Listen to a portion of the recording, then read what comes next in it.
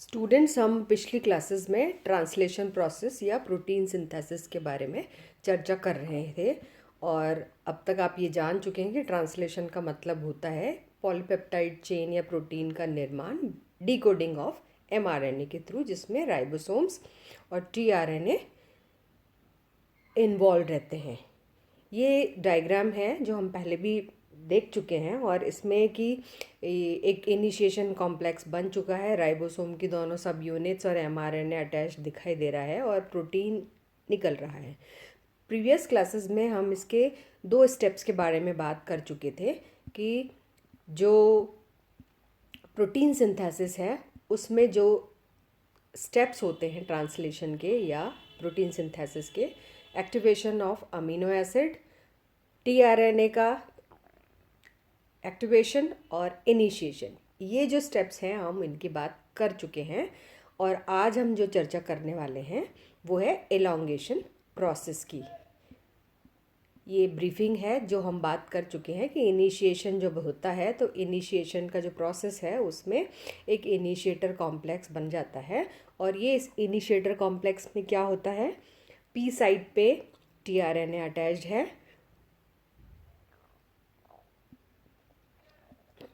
Elongation process का मतलब होता है कि जब भी हम प्रोटीन की बात करते हैं तो प्रोटीन मतलब एक पॉलीपेप्टाइड चेन जिसमें बहुत सारे अमीनो एसिड्स होते हैं। तो एलोंगेशन की जो प्रक्रिया है वो यही होती है कि इस प्रक्रिया में अमीनो एसिड्स एक एक करके जो फर्स्ट अमीनो एसिड है उससे जुड़ते जाते हैं। और ये जो कोडोन रिकॉग्निशन का काम होता है, इसमें कोडोन को पहचानने का काम होता है। एमआरएनए कोडोन की जो ए साइट है वहाँ पर एक हाइड्रोजन बॉन्ड बनता है टीआरएनए के एंटीकोडोन के साथ, और ये जो प्रक्रिया है अमीनो एसिड डिलीवरी की वो होती जाती है। जब पेप्टाइड बॉन्ड फॉर्मेशन होता है तो राइबोसोम का क्या काम होता है कि ये जो राइबोसोम है वो कैटेलाइज करते हैं। किसको कैटेलाइज करते हैं? पेप्टाइड बॉन्ड फॉर्मेशन को। जो अमीनो एसिड्स आ रहे हैं धीरे धीरे, उन अमीनो एसिड्स के बीच में पेप्टाइड बॉन्ड को फॉर्मेट करने का काम या उसको बनाने का काम, उसको जोड़ने का काम राइबोसोम्स का होता है। पॉलीपेप्टाइड जो होते हैं वो एक्सटेंड होते जा रहे हैं पी साइड से ए साइड की तरफ, और जो नया अमीनो एसिड जुड़ता है वो जाके जुड़ता है ए साइड पे। इस सारी की सारी जो प्रक्रिया है उसमें, यानी एलोंगेशन जो प्रोसेस है, वहाँ पर जो एलोंगेशन फैक्टर्स काम करते हैं वो होते हैं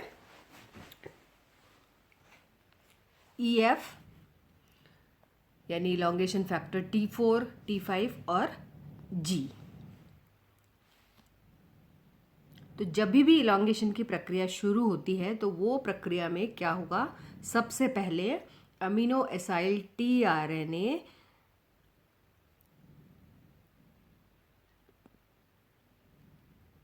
जाके ए साइट पर जुड़ता है। और इसके लिए एलोंगेशन प्रक्रिया के लिए जो सेवरल एलोंगेशन फैक्टर्स होते हैं वो होते हैं TU, TS, EGF। सबसे पहले क्या होता है कि जो EF-TU होता है वो ज्वाइन करता है, एलोंगेशन फैक्टर TU ज्वाइन करता है GTP के साथ, और इसका काम होता है ये जो चार्ज टीआरएनए है उसको ए साइट पर जाके, जहाँ पर कि एंटीकोडोन ऑफ टीआरएनए पेयर करता है, वहाँ पर जाके उसको इस सारी जो प्रक्रिया होती है उसको मीडिएट करना, उसको प्रारंभ कराना होता है एक तरीके से। तो जो EF-TU GDP कॉम्प्लेक्स है उसका काम होता है ए साइड पे टीआरएनए की बाइंडिंग। तो जो एलोंगेशन है उसको 3 स्टेप्स में हम डिवाइड कर सकते हैं। पहली जो स्टेप है वो होती है एमिनो एसाइल टीआरएनए डिलीवरी, जिसके बारे में अभी अपन सारी बात कर चुके हैं। जो भी अमीनो एसाइल टीआरएनए होते हैं वो इस कॉम्प्लेक्स के साथ जुड़ते रहते हैं। टीआरएनए जो इनिशिएटर टीआरएनए वो नहीं जुड़ सकता है।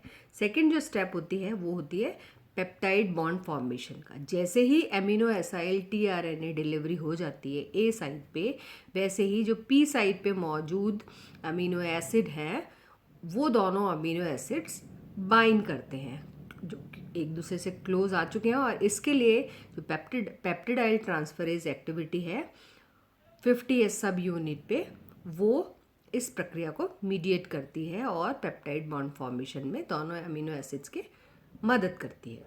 ये पूरी प्रक्रिया को डायग्रामेटिकली रिप्रेजेंट किया गया है। सबसे पहले ये जो डायग्राम है इसमें आप देख रहे हैं कि जो ए साइट है वहाँ पर एक टीआरएनए जुड़ने के लिए तैयार है। इनिशिएशन कॉम्प्लेक्स में हम पहले ही पढ़ चुके हैं कि जो टीआरएनए है वो पी साइट पे, जो इनिशिएटर टीआरएनए है वो पी साइट पे ऑलरेडी जुड़ा हुआ है। अब जो नेक्स्ट स्टेप था वो था टीआरएनए का ए साइट पे, अमीनो एसाइल टीआरएनए जो है उसकी डिलीवरी ए साइट पे। सेकेंड डायग्राम में आप देख सकते हैं कि यहाँ पर जो इनिशिएटर टीआरएनए है और अमीनो एसाइल टीआरएनए है वो दोनों के दोनों बाइंड हो चुके हैं पी और ए साइट पर। सारी प्रक्रिया में जो एनर्जी रिक्वायरमेंट होता है वो जीटीपी के द्वारा फुलफिल किया जाता है और जो जीटीपी है वो जीडीपी में कन्वर्ट हो जाती है। ये जो तीसरी स्टेप है वो फिर से वही है कि जो दोनों अमीनो एसिड्स हैं टीआरएनए पे मौजूद पी साइट पे और ए साइट पे, उनके बीच में पॉलीपेप्टाइड बॉन्ड फॉर्मेशन या पेप्टाइड बॉन्ड फॉर्मेशन का निर्माण होता है। जो पेप्टाइड बॉन्ड है वो अमीनो एसिड पी साइट पे और ए साइट पे है, उनके बीच में फॉर्म होता है और रिएक्शन जो होती है उसको कैटेलाइज करने वाला जो एंजाइम होता है वो होता है पेप्टिडाइल ट्रांसफेरेज। जैसे ही ये प्रक्रिया पूरी हो जाती है टीआरएनए जो पी साइट पे होता है वो अपना अमीनो एसिड को रिलीज कर देता है और अब जो राइबोसोम है वो ट्रांसलोकेट हो जाता है, नेक्स्ट कोडोन इसके लिए रिक्वायर्ड होता है और EFG और GTP जो कॉम्प्लेक्स है उसका निर्माण हो जाता है। इस तरीके से ये जो प्रक्रिया है वो सतत चलती रहती है। EFTU GDP जो कॉम्प्लेक्स है वो रिलीज हो जाता है, फिर EFTS इसको वापस से रीजनरेट करता है अगले राउंड के लिए जो अमीनो एसिड आने वाला है और जुड़ने वाला है उसके लिए। सारे के सारे जो अमीनो एसाइल टीआरएनए बाइंड होते हैं वो ए साइट पे होते हैं और जो अनादर राउंड ऑफ एलोंगेशन है उसको ये प्रक्रिया में डाले रहते हैं। जो इनिशिएटर टीआरएनए है वो सिर्फ डायरेक्टली जाके पी साइट पे अटैच होता है।